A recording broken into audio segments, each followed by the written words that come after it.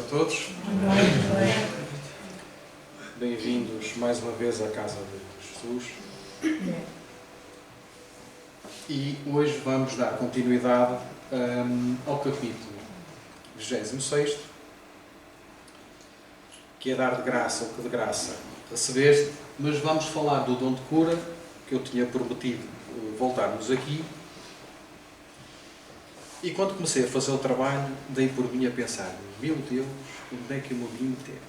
Porque falar do dom de cura é extremamente difícil. Quanto mais se procura, mais portas se abrem.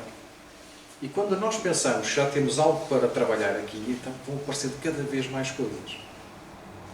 Foi extremamente difícil eu conseguir compilar uma coisa que se fosse simples e fluida, como a Catarina disse ainda agora, porque realmente não é fácil. O trecho é muito pequenino, que é aquilo que está contido no livro, mas se formos ao fundo da questão, eu diria até que começávamos hoje a palestra, terminávamos no domingo e se calhar não falaríamos tudo, porque tem mesmo muita coisa para dizer. Quem nunca, quando pequeno, desejou ter uma espécie de superpoder que pudesse curar o avô, a avó, o cão, o gato, o pássaro, e que tivesse essa capacidade, enquanto nós pequenos, porque somos muito imaginativos, essa capacidade de curar alguém. Eu acho que todos nós passamos por isso, que desejaríamos com certeza, no momento de aflição, de dor, de doença, termos essa possibilidade, mas o problema é que nós vamos crescendo, vamos levando pancada aqui e acolá, a fé vai desvanecendo, e se nós não encontrarmos uma casa espírita para que nos possa reabrir a mente e esclarecer, deixamos de lado este pensamento. Regressando aqui, só para não me alongar muito, porque senão depois não tenho slides para vos apresentar, neste capítulo nós falávamos destes 4 pontos, do dom de curar, das preces pagas, dos marcadores expulsos do templo e da mediunidade gratuita. Vimos que tudo aquilo que é feito pelo outro tem que ser feito de forma gratuita. Se nós recebemos gratuitamente, se nos é depositada em nós a confiança, nós devemos, e é esse o nosso dever, fazê-lo também de forma gratuita. A Casa Espírita está aqui de portas abertas, com o intuito de ajudar aquele que entra à porta.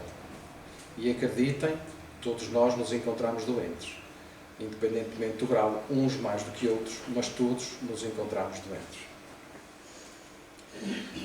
O dom de curar, na parábola de Mateus, diz-nos: restituí a saúde aos doentes, ressuscitai os mortos, curai os leprosos, expulsai os demónios, dai gratuitamente o que gratuitamente haveis recebido.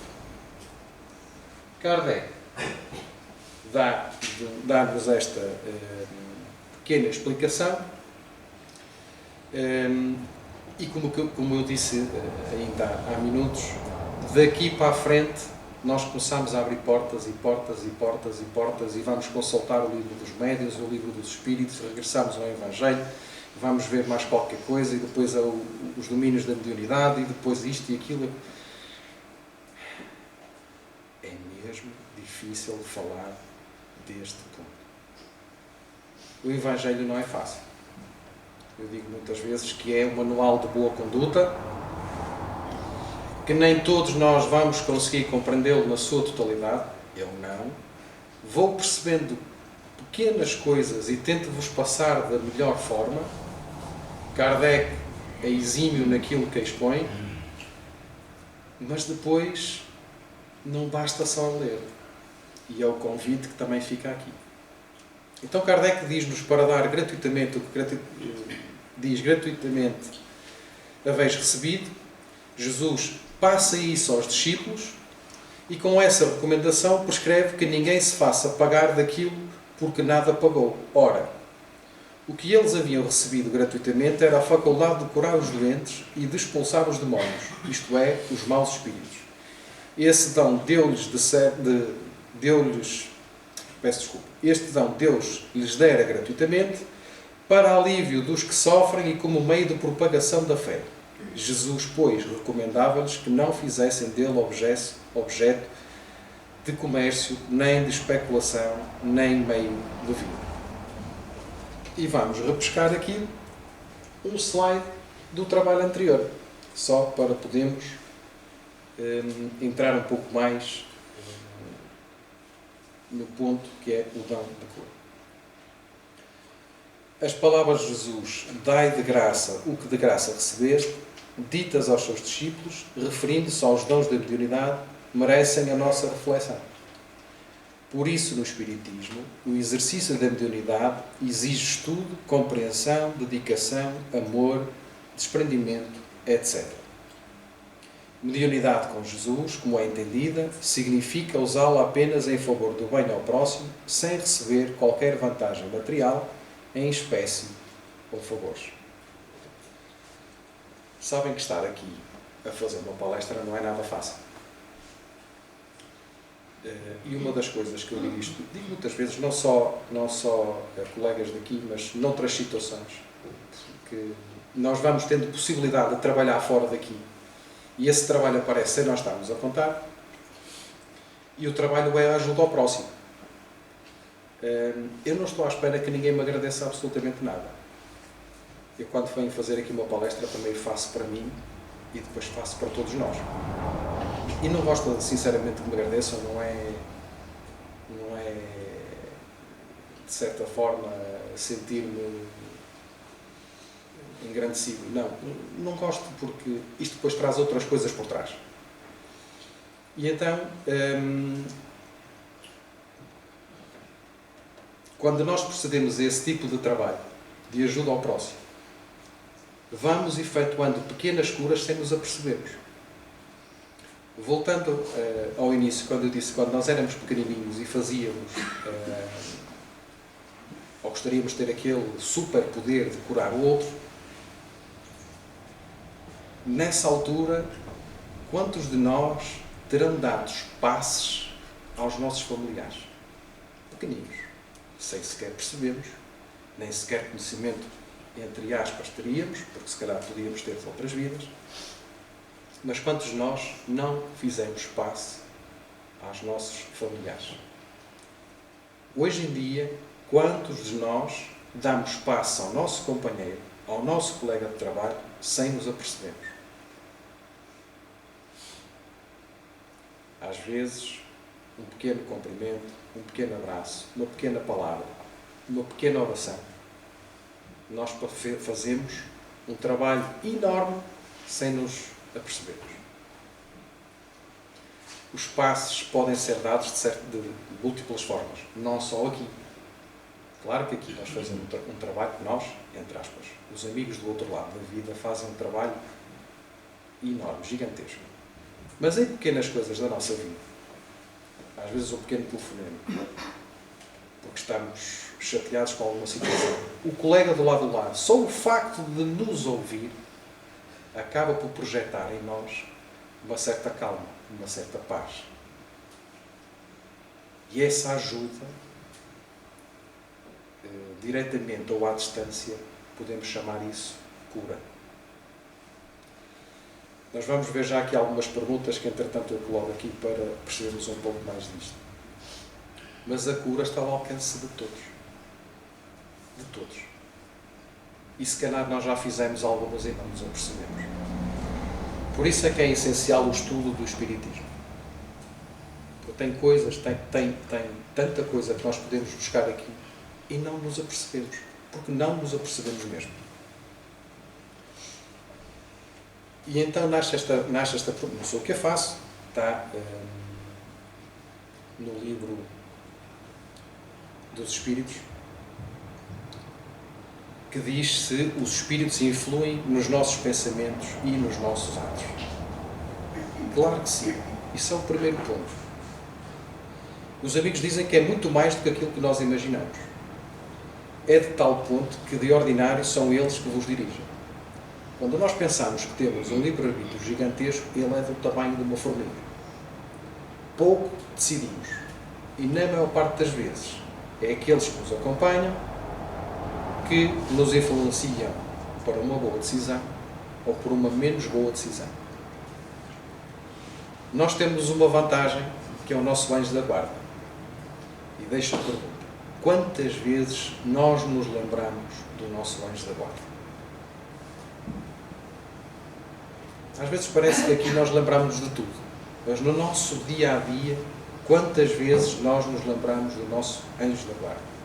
Aquele que nos acompanha, aquele que nos pode, se nós quisermos ouvir, intuir nas boas decisões, nos bons pensamentos. Na pergunta 460 diz-nos ainda: de par com os pensamentos que nos são próprios, outros haverá que nos sejam sugeridos? E os amigos dizem-nos que vossa alma é um espírito que pensa. Não ignorais que frequentemente muitos pensamentos vos acodem a um tempo sobre o mesmo assunto e não raro contrários uns aos outros. Pois bem, no conjunto deles estão sempre de mistura os vossos com os nossos. Daí a incerteza em que vos vedes. É que tendes em vós duas ideias a se combater. Portanto, os espíritos têm muita influência em nós. Naquela parábola de Mateus, ele focou em 4 pontos. Focou em restituir a saúde aos doentes, em ressuscitar os mortos, em curar os leprosos e em afastar os demónios. Eu andei à procura e acabei por descobrir, fiz aqui uma pequena compilação de alguns pontos que estão de acordo com aquilo que podemos pegar como sendo agora. Lembremos que aquilo que Jesus disse foi, na altura, aos seus discípulos. Mas, transportando isto para os dias de hoje, não fazia muito sentido. Mas, se lermos desta forma, nós vamos encontrar um grande sentido nestas palavras. Os doentes, como eu dizia, somos todos nós. Doentes, não digo físicos, mas doentes no espírito. Somos todos nós que nos encontramos na casa espírita, recebendo os ensinamentos para que eles sirvam de medicamento físico ou espiritual no melhoramento de cada um. É aquilo que nós vimos fazer, é como se viéssemos a uma escola, vamos aprender determinadas ferramentas, essas ferramentas vão servir para o nosso aprimoramento oral, que por sua vez trará a nossa cura. Ressuscitar os mortos. Aqui, mortos não é aos olhos de Deus, mas é porque se afastaram do Pai. Eu achei isto lindíssimo, porque é de uma profundidade tal que eu não tinha percebido. Se nós entramos na descrença, se nós desistimos do Pai, se nós desistimos que existe algo que é superior a nós, mesmo que nós não entendamos, mas se nós nos afastarmos disso tudo, nós morremos, entramos em negação e morremos. Somos mortos-vivos, entre aspas. Se nos afastarmos de Jesus, acabamos por ter a necessidade de sermos resgatados. E para isso precisamos, acima de tudo, de assumir, de ter, de encontrar a ajuda de alguém que pegue em nós e diga: meu amigo, existe algo mais. Existe Jesus nas nossas vidas. Existe um Pai. É esse que te pode pôr a mão. É esse que te pode ajudar.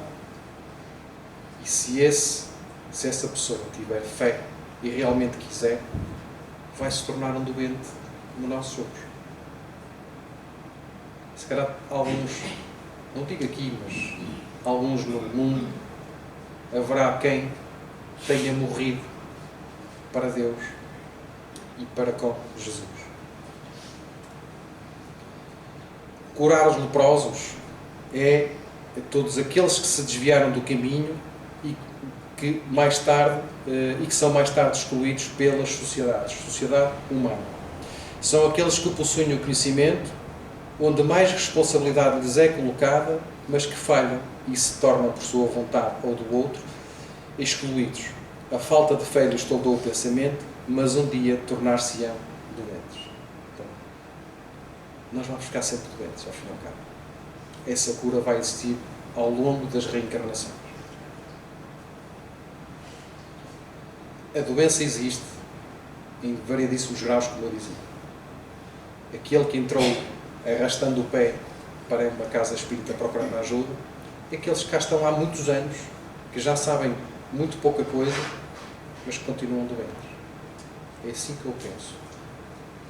Porque são doentes em tratamento. É quase como um viciado. O alcoólico vai ser sempre alcoólico.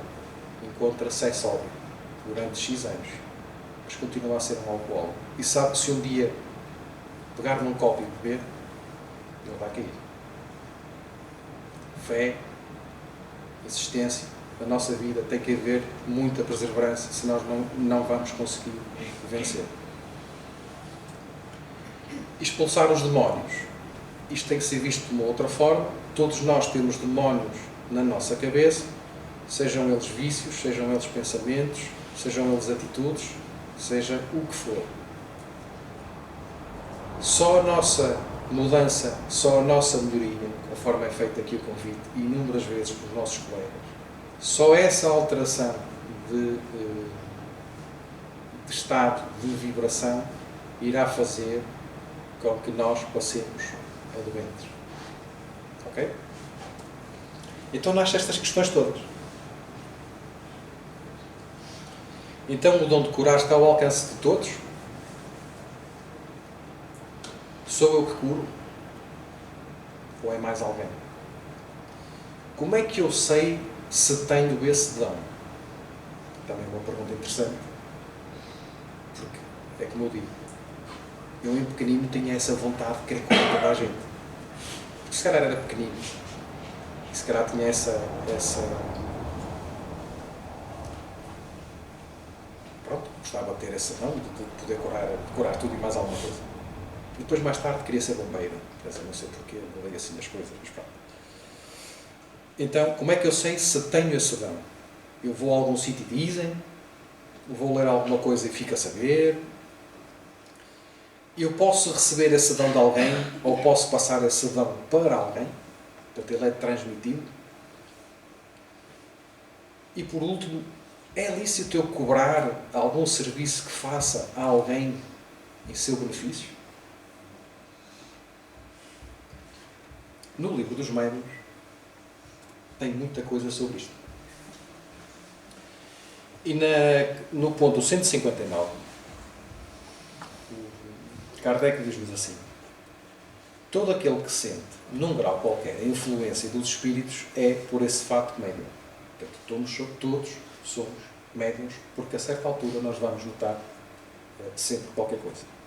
Essa faculdade é inerente ao homem, não constitui, portanto, um privilégio exclusivo.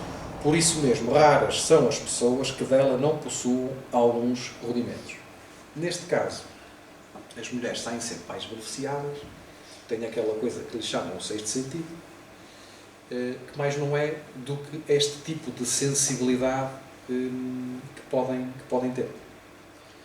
Pode, pois, dizer-se que todos são mais ou menos médiuns. Todavia, usualmente, assim só se qualificam aqueles em quem a faculdade mediúnica se mostra bem caracterizada e se traduz por efeitos patentes, de certa intensidade, o que então depende de uma organização mais ou menos sensitiva. E depois temos um grupo de médiuns muito grande. Mas vamos tratar daquele que nos interessa, que é no ponto 175, que é os médiuns de cura. Unicamente para não deixar de mencioná-la, falaremos aqui desta espécie de médiuns, porquanto o assunto exigiria desenvolvimento excessivo para os limites em que precisamos ater-nos. Ora bem, aqui já diz que para falar sobre o assunto precisaríamos de muito tempo. Portanto, para compilar isto no livro, teve que se ater a uma pequena coisa. Sabemos, ademais, que um de nossos amigos, médico, se propõe a tratá-lo em obra especial sobre a medicina intuitiva. Diremos apenas que este género de mediunidade consiste principalmente no dom que possuem certas pessoas de curar, pelo simples toque, pelo olhar, mesmo por um gesto, sem o concurso de qualquer medicação. Por isso é que eu digo que, se calhar, nós acabamos por curar alguém numa situação qualquer desesperante, às vezes numa pequena palavra, num pequeno toque, num pequeno abraço. E fazemos sem nos apercebermos que temos essa capacidade. Dir-se-á, sem dúvida, que isso mais não é do que magnetismo. Todos os magnetizadores são mais ou menos aptos a curar, desde que saibam conduzir-se convenientemente, ao passo que nos médiuns curadores a faculdade é espontânea e alguns até a possuem sem jamais terem ouvido falar do magnetismo. Voltamos aqui. Muitos promovem a cura, fazem-no ao outro, não se apercebem sequer e ajudaram o próximo.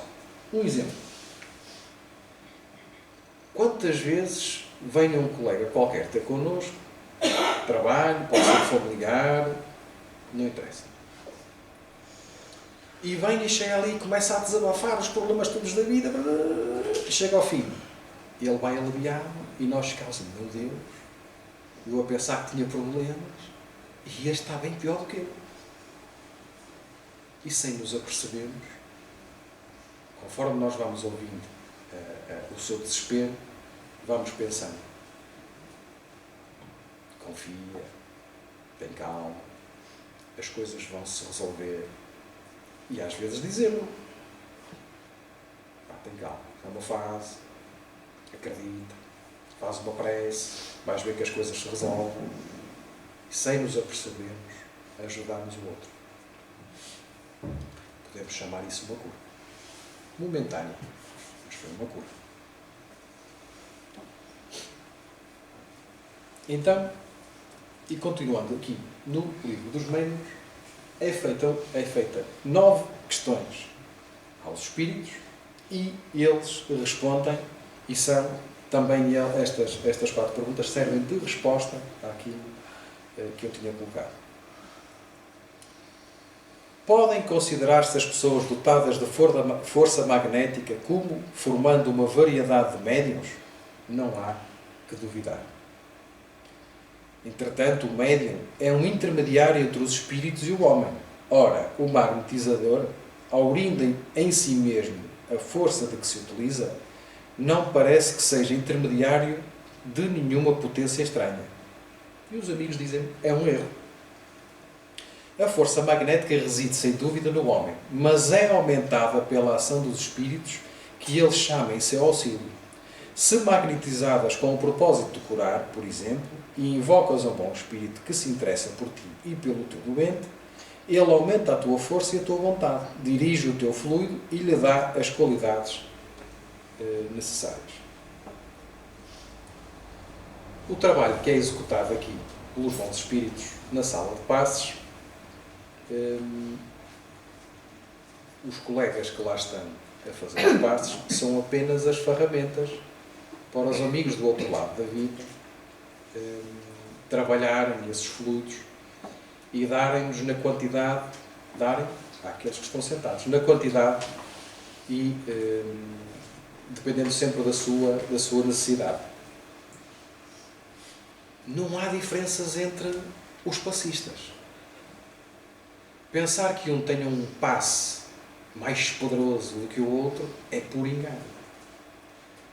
Porque esse colega só está a emprestar as mãos. Claro que existem outras coisas à volta, mas nós só somos um meio para. Não vale a pena pensarem que o passista A faz uma coisa de uma forma diferente e o passista B faz uma coisa de outra forma. Eu naquele sinto uma coisa e eu naquele sinto outra. Aquele é mais poderoso, o outro é menos poderoso. Não. Não somos nós que trabalhamos. Somos os espíritos do outro lado da vida. Alguns de vós que estão ali sentados não vão receber, vão doar. Não estão a receber nada, estão a doar para o companheiro do lado, para o companheiro que está em casa doente, para o companheiro que está no hospital, enfermo.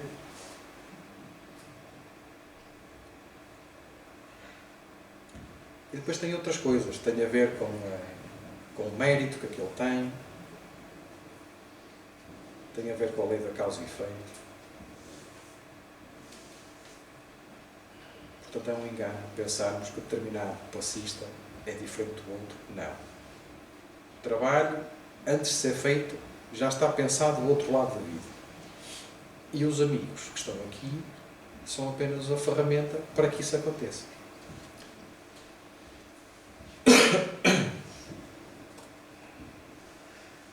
Há, entretanto, bons magnetizadores que não creem nos espíritos. Pensas então que os espíritos só atuam nos que creem neles? Os que magnetizam para o bem são auxiliados por 11 espíritos.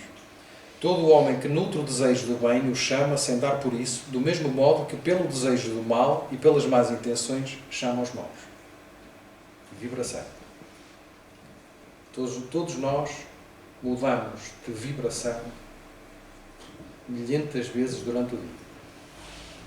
Nós acordamos com um determinado estado de espírito e vamos ouvir uma música clássica no carro até o trabalho, depois alguém mete-se à frente e temos que fazer uma travagem forte para não bater e pensamos umas determinadas coisas daquela pessoa, mudamos de vibração, depois chegamos ao trabalho, eram para entregar umas encomendas que não entregaram e nós mudamos de vibração e vamos fazendo isto diariamente e durante o dia.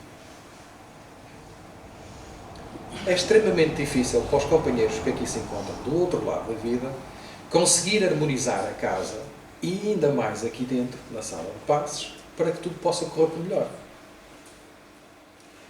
É extremamente importante que na altura que é feito os passes possamos estar todos na mesma sintonia, orando, pedindo ajuda.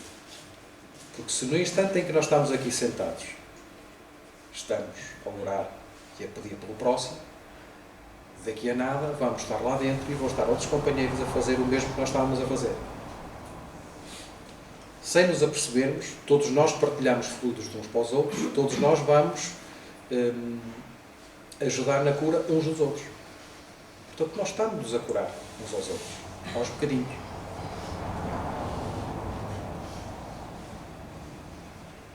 Se nós quisermos ler mais sobre o assunto, porque há muitos livros que falam dos passos que são executados, passos mediúnicos, se calhar nós sentaríamos aí, não abriríamos a boca entre aspas durante aquele momento. Eu não estou a criticar ninguém, atenção, só para que depois não pensem coisas. Mas é que às vezes, enquanto estamos ali dentro, um pequeno ruído é o suficiente para nós desviarmos a sintonia. E os companheiros que fazem passos sabem que é assim. E isso é muito importante, pois o trabalho não acontece da melhor forma. Por nossa culpa, não pelos amigos do lado de lá. Na quarta pergunta diz assim: agiria com maior eficácia aquele que, tendo a força magnética, acreditasse na intervenção dos espíritos? Faria coisas que considerarias milagre. Jesus já nos dizia que se nós quiséssemos podíamos mover montanhas. Não tenhamos dúvidas que se a fé existir, fé verdadeira, existir, nós seremos capazes de fazer coisas fantásticas. Só que nós temos um problema.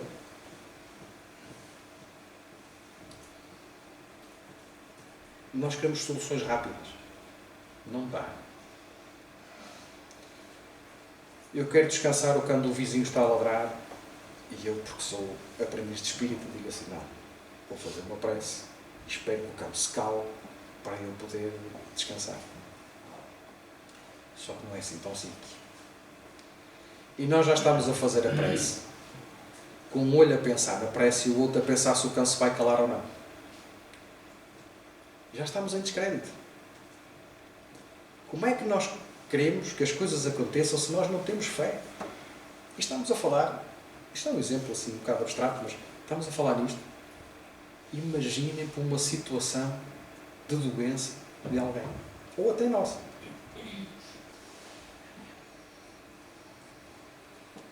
eu não sei porcentagens, vou tirar assim uma porcentagem para o ar, mas se calhar mais de 80% das curas que existem com doenças oncológicas, se calhar acontecem porque aquela pessoa diz, não, a mim não vai acontecer nada e portanto eu sei que me vou curar e tenho fé nisto e pronto. E mentaliza aquilo. E cura-se. Se nós entrarmos no meu Deus, tenho cancro, pronto, já vou morrer, nós sabemos que ninguém morre. É certo que damos mais passos para morrer mais depressa. Falar é fácil. Quem passa pela questão, como é óbvio, é bem difícil. Mas se nós tivermos essa capacidade de fé, de acreditarmos no nosso Mestre, que temos o nosso anjo da guarda e que sabemos que Ele não nos abandona e que se passarmos por determinada situação é porque realmente temos que passar ou porque causamos nesta ou noutras vidas. E portanto vamos ter que passar por aqui. Mas se calhar essa dor seria atenuada ou até diminuída se nós tivéssemos essa fé. Só que essa fé ainda não existe. Nós não estamos preparados para ter essa fé. Mas as ferramentas que nos dão aqui na Casa Espírita podem ajudar-nos. Pelo menos a compreender. Se não nesta, na próxima vida.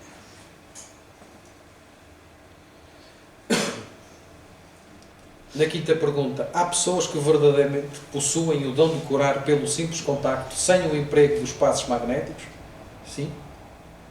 Não tens disso múltiplos exemplos? Diz-nos também na sexta, nesse caso, há também a ação magnética ou apenas influência dos espíritos? Uma e a outra coisa.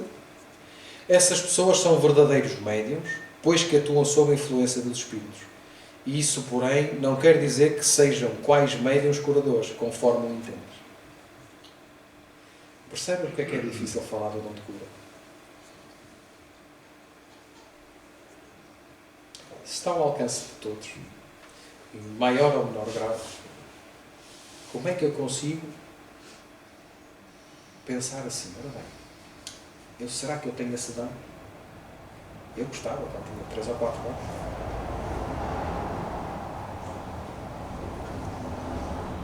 Mas se eu tiver fé e acreditar que posso ajudar o outro, se calhar acontece. Pode transmitir-se esse poder? O poder não. Mas o conhecimento de que necessita para exercê-lo, quem o possua. Não falta quem não suspeite sequer de que tenha esse poder, se não acreditar que lhe foi transmitido. E aqui é uma parte engraçada. Muitos não se apercebem, mas têm esse dom de curar o outro. Só que se nós lhe dissermos, não vai acreditar. Mas se lhe for dito que, olha, isto era da tua avózinha e passou para ti. E ela fazia estas rezas e tu vais fazer essas rezas também. E pronto. E funciona. Que ele passou a ter fé que a avó lhe passou o dom. Ao passo que se lhe fosse dito, e ele ia pensar, não pode ser. Vejam que a mente humana é complicada. Mas tem mais. Eu lembro-me uma vez, falava com um colega, numa situação, de calhar posso já não contar bem como foi, mas que determinada pessoa utilizou-se de um creme ou de um bálsamo para passar no outro, com o intuito de o ajudar. O bálsamo não fez nada. Mas para aquela pessoa que utilizou o bálsamo para fazer bem ao outro, serviu de tudo. Era aquilo que ele acreditava, que aquele bálsamo que ele fazia em casa, ou comprava fora, não interessa. Aquele bálsamo, para ele, é que curava. Na realidade não, era ele. Com o toque, com o passar da mão, como é feito aqui nos passos, não é? O pensamento, a vontade, a fé, ajudava o outro. Coisas simples. Nós é que somos discretos. Podem obter-se curas unicamente por meio da prece? Sim, desde que Deus o permita. Pode dar-se, no entanto, que o bem do doente esteja a sofrer por mais tempo e não julgais que a vossa prece não foi ouvida. Às vezes nós temos que passar por determinadas coisas. Ponto final. Fazemos preces para nós ou para quem estiver a passar por uma dificuldade e como não se vê, lá voltamos nós queremos soluções rápidas. Não dá. Como não se vê resultados, lá vai a fé. Não está a funcionar, não estou a fazer nada.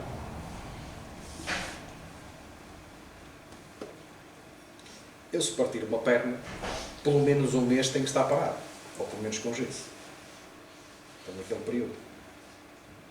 Nós, para nascermos, teoricamente, temos que estar 9 meses na barriga da mãe. Também temos aquele período. Nós temos que passar por esse tempo. E o tempo cura tudo. O tempo cura tudo. Só que nós queremos soluções rápidas. E chegar a uma casa espírita, seja ela qual for, não é entrar pela porta dentro. Qual é o livro que eu tenho que ler? Evangelho. Ler o Evangelho de uma ponta à outra, continuo com o mesmo problema. Mas tem que fazer o Evangelho no lar. Como é que se faz? Assim. Já agora, vocês fazem o Evangelho no lar? Não é para responder. É porque quando nós nos sentimos bem, vamos deixando de lado. Só que ao fazer o Evangelho do lar, nós assumimos um compromisso connosco e com aqueles que lá vão. E nós nem imaginamos quantos são. Pelo menos eu não vejo nada, portanto não faço ideia, mas de certeza que vai lá muita gente. E eu promovo a cura de quem? A minha, dos meus familiares e daqueles que lá aparecem. Sem nos apercebermos. Então, afinal, nós conseguimos, todos nós, curar alguém. Haverá para isso algumas fórmulas de prece mais eficazes do que outras? Para que as coisas funcionem? Somente a superstição pode emprestar virtudes quaisquer a certas palavras e somente espíritos ignorantes ou mentirosos podem alimentar semelhantes ideias, prescrevendo fórmulas. Pode, entretanto, acontecer que, tratando-se de pessoas pouco esclarecidas e incapazes de compreender as coisas puramente espirituais, o uso de determinada fórmula contribuía para lhes infundir confiança. Neste caso, porém, não é a fórmula que está a eficácia, não é na fórmula que está a eficácia, mas na fé, que aumenta por efeito da ideia ligada ao uso da fórmula. Vou dar outro exemplo. Havia uma senhora, uma indireita, e como eu torcia constantemente os pés, não só a jogar futebol, mas também numa outra queda de moto, essa senhora valia muitas vezes. E era curioso. E na altura já frequentava uma casa espírita, não esta, mas outra. A senhora realmente torcia o pé, né? Tentava pôr aquilo ao sítio, acho que todos nós já fomos. Mas a seguir fazia uma reza que era a avó ou a bisavó que lhe tinha ensinado. E cozia ali, coisa qualquer, não sei o que e tal. O que é certo é que o pisado ia embora. Não era no momento, mas desaparecia rápido. Ela precisava daquela forma, mas no entanto ela fazia ali uma cura. Às vezes essas misticidades, não é? Essas coisas assim, são necessárias e por isso é que os amigos dizem que às vezes para que esse efeito possa ser aumentado, eles deixam que isso aconteça, não tem mal nenhum. O que interessa está naquilo que ela está a mentalizar. Qual é a intenção? Curar o outro. Se ela depois vai cozer o cabelo, se vai fazer, não interessa nada. A intenção dela é boa e é ajudar o próximo. Custo zero. Aquela senhora, pelo menos que eu saiba, não cobrou nada a ninguém. Eu fazia isso de bom grado. Dar de graça, de graça recebeste. Na Gênesis, capítulo 14, diz-nos também que a ação curadora depende da intervenção dos espíritos que associam os fluidos dos médiuns e os provenientes da natureza aos próprios fluidos. As curas ocorrem sempre de acordo com os ditames da lei de causa e efeito. O espírito encarnado ou desencarnado é o agente propulsor que infiltra num corpo deteriorado uma parte do seu envoltório fluido. Nos domínios da mediunidade, uma parte assim mais técnica da coisa, diz-me que as forças superiores do plano espiritual são conhecidas por fluidos A. O médium curador fornece fluidos ectoplásmicos, são denominados de fluidos B. E depois existem ainda os fluidos que são retirados da parte da natureza, das plantas, dos vegetais, dos minerais. E depois é feita uma mescla. E essa mescla vai servir em benefício daquele que necessita do tratamento. Na quantidade certa. Perdão, de uns e de outros. Mas é feito dessa forma. Portanto, quando nós entramos aqui, existem amigos do outro lado da vida que vão aproveitar os fluidos de cada um, vão misturar e vão atribuir-se. Ora bem, este precisa daquele, este precisa daquele outro, este não precisa, vou retirar porque é preciso para aqui para o lado, e assim sucessivamente. Nem todos recebem. Muitos estão a doar e não se apercebem.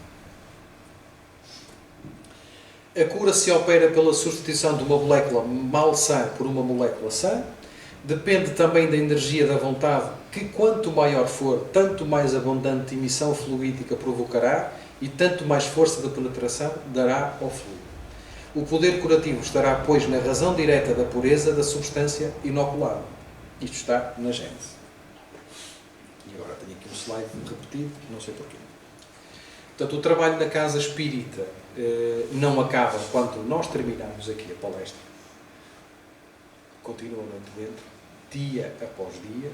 Nós não fazemos a ideia da quantidade de espíritos que se encontram aqui em tratamento.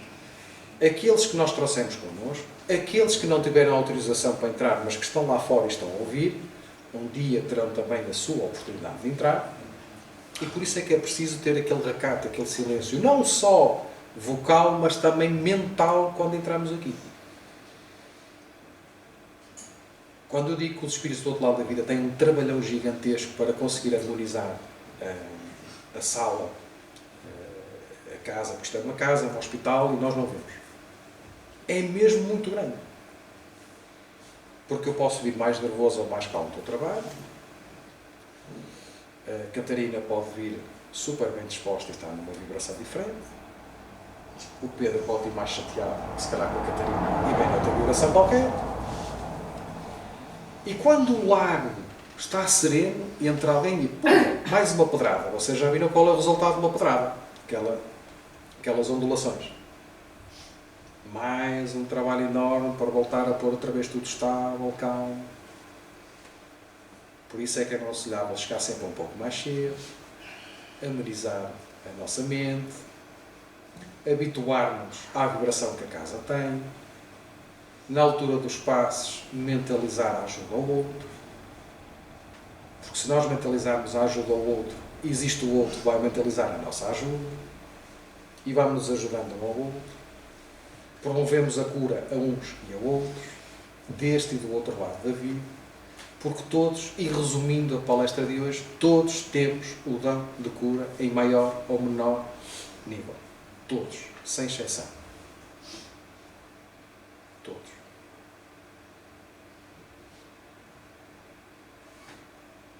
Pequena palavra, às vezes. Catarina contei uma história de um mendigo que só queria falar, ele nem queria moedas, só queria falar com alguém. Coitado daquele homem.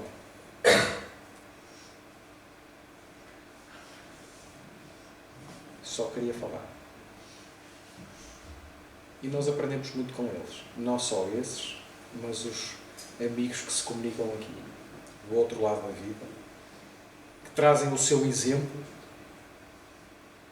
e, desculpando a redundância, que sirva esse exemplo de exemplo para nós não fazermos.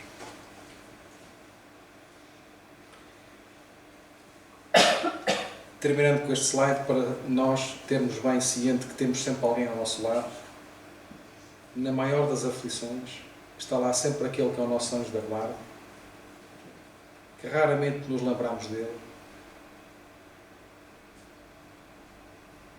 que não o ouvimos, mas que ele está lá sempre para toda e qualquer aflição que nós tenhamos no vida.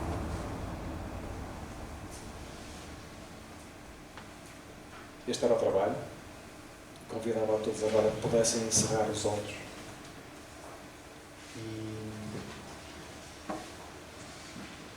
E vamos assim orar ao Mestre Jesus,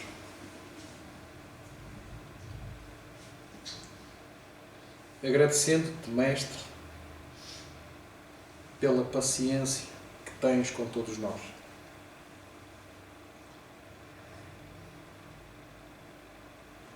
Agradecer-te, Mestre, pelos ensinamentos que deixaste, por acreditar sempre em nós.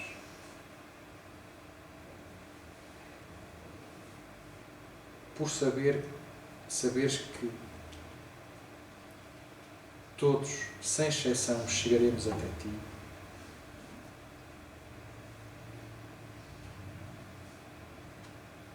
E, Mestre,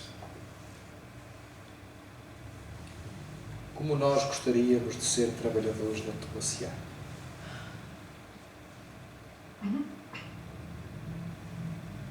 Te pedimos, Senhor, que nos possas dar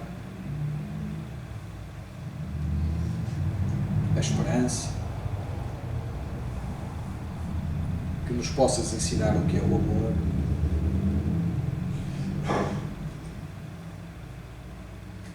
que nos possas abraçar nos momentos da aflição,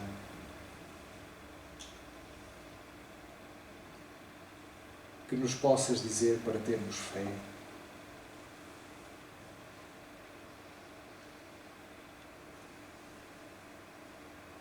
e que possas um dia,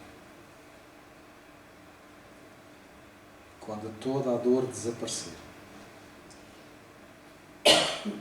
quando todo o mal se erradicar do planeta, possa a tua luz brilhar,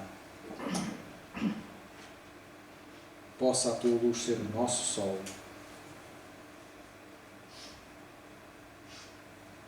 possa a tua luz ser a razão do nosso ser.